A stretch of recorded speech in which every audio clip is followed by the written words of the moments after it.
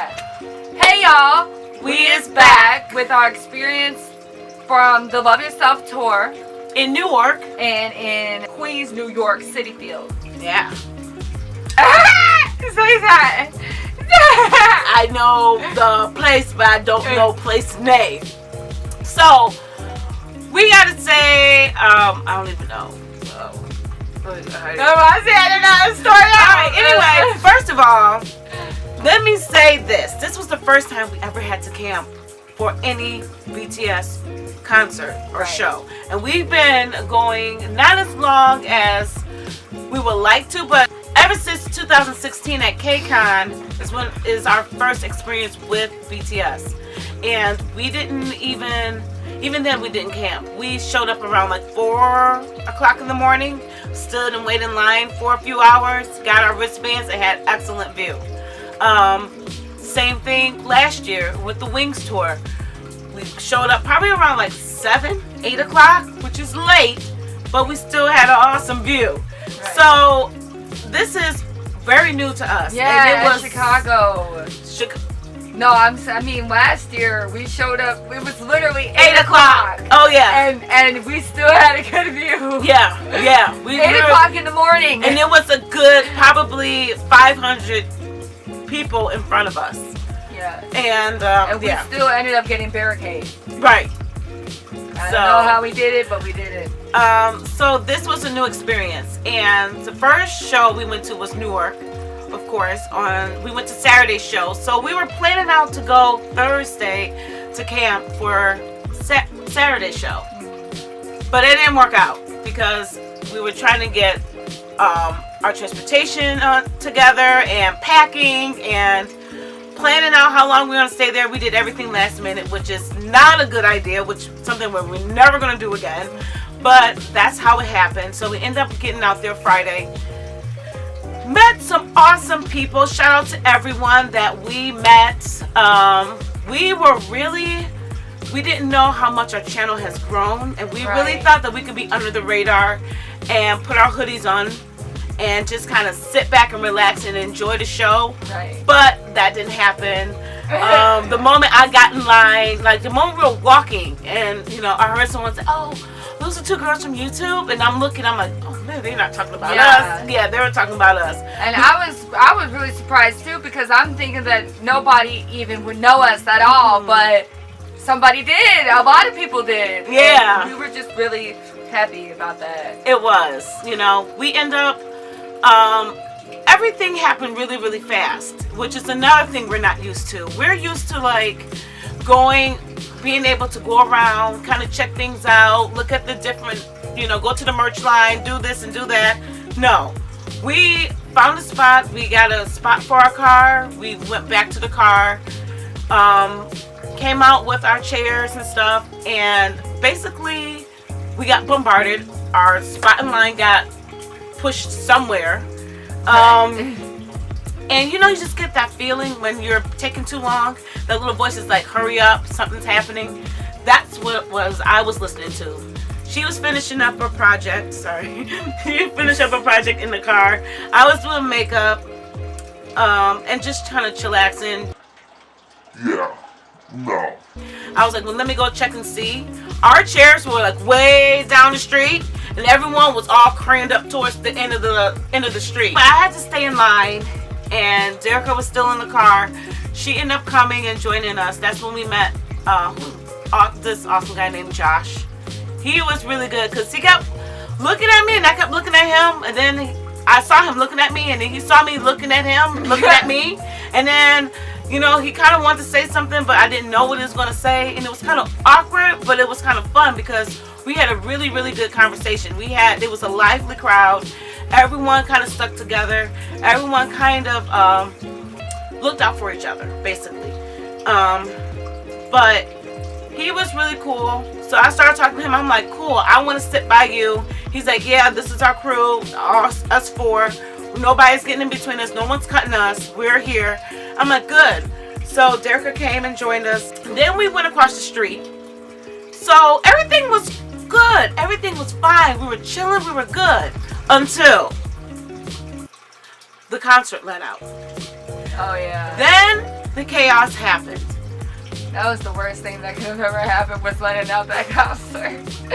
Let me tell you, let me describe some people. You know, I don't know these people. They could be watching, and if you are, I'm sorry, but this is the only way I can perceive you because of the way you portrayed yourself to me, okay? Let's talk about Queen Sparkle Jacket. Queen Sparkle Jacket, she was this advocate of, I don't know, maybe because someone was holding her spot at the top of the line, but she had this gold sparkle jacket. She definitely went to the concert because she had J-Hope's streamers hanging off of her like pearls.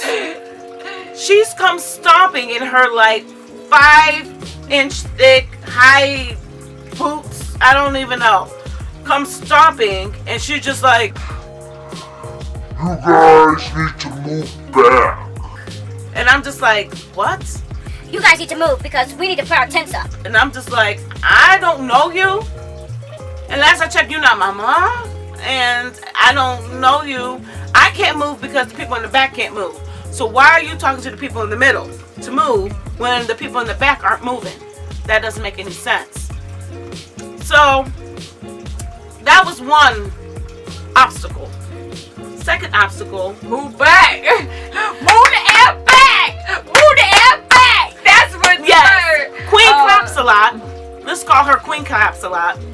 And she comes clapping up in our face saying, if you guys don't move back, then I'ma have to move you. So I sat down and said, please move me. I'm like, please. Because there's nothing you can do to make me move because these people in the back won't move. And she was all like, oh, move back, because we need to go to sleep. It's time to go to sleep. Move back.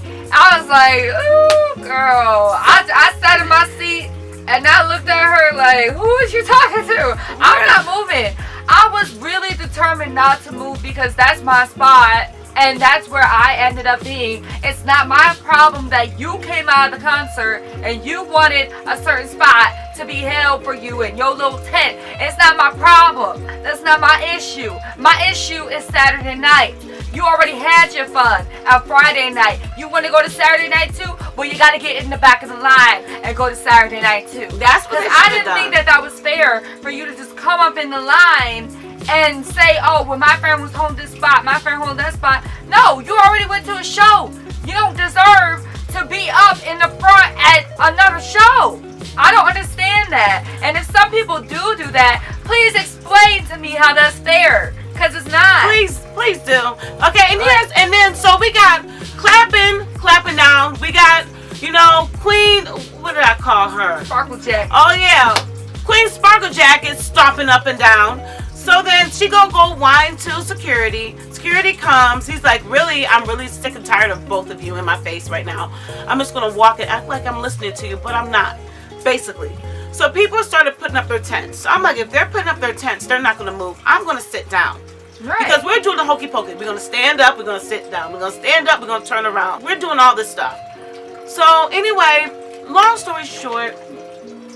That's not sure. Go ahead. Oh, what are you doing? Because it's a fly in here. I was trying to let it out. Go ahead. Oh, long story short, we end up moving back. Okay? Because the 30 to 40 people that came out of Friday's show went back in their spots. Now, I'm all about getting good seats, of course. I'm all about having a good time at BTS and seeing the boys, of course. There's nothing wrong with that. But when you're taking advantage of a system and it's making it harder for the boys to actually have shows over here, and for us to look like we're fans that have how do you say this, common sense and common decency, it's really embarrassing. That's all I have to say. But we end up camping, sleeping. You know, Josh and his friend, they offered us to sleep in their tent, but I'm like, I don't want to impose, so I'm just gonna sleep here on the side. And we did. We were freezing and sleeping at the same time, but we made it through the night. It was really cool. We had some cool people around us. I had to point out the clap a lot because I was like, if she threatened me one more time, I'm gonna have to clap back at her. And so security had us go over there and have a little chat with her. And then she gonna have the nerve to say, Oh, I wasn't talking to just you. I was Talking to everybody. And then she was gonna be like, oh, I had to tell to the security guard, I had to tell y'all how to do your job since y'all don't know how to do your job. Really? Well, obviously your mama didn't teach you any manners because you sure didn't show that either. So maybe we had to teach you that. But neither here nor there. The show in Newark was great. We ended up being 1,400. Yes. Yeah, 1,400. at Newark, which is like being Dead last. 6,000 at City Field. Yeah, you know? dead last. Yeah. But it wasn't our fault. I mean, it ended up being good because I see that flag. Yeah. We were trying to get our BTS studio photos, and we were right at the end.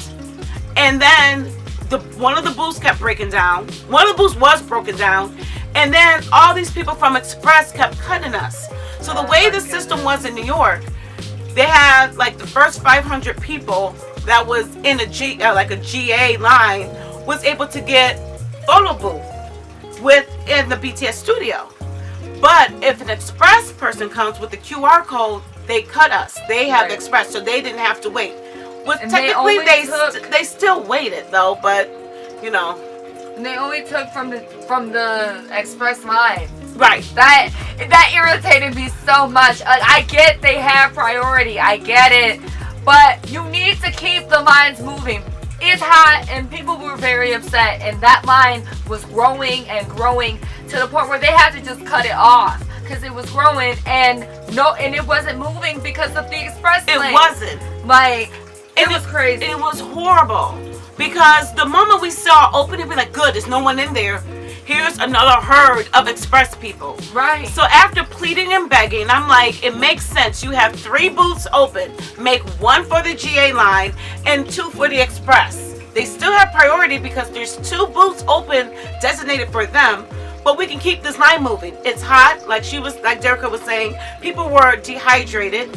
We were frustrated. Plus, we missed our wristband moment. We would have been 400, except we got 1,000 people that was in front of us. So I was like, if this line does not move in 20 minutes, I'm going back. I'm leaving. That's it. I'm getting out. I'm having a fit. I'm going out. I am disgusted. You better talk to her before I do, because I'm hurt of feeling. We yelled at every single person that came through the line, and I told them, you need to open up 1 booth for us and keep 2 booths for them. They ended up doing it at the last minute. But they weren't listening at first. At first, they had about 2 or 3 different executives, workers, that came back. They're like, well, they have priority over. Our policy is to let them go first because they have the QR code, and I'm sorry, but we cannot take you guys before them. We talk, and then the other girl was like, we talked to the CEO of the.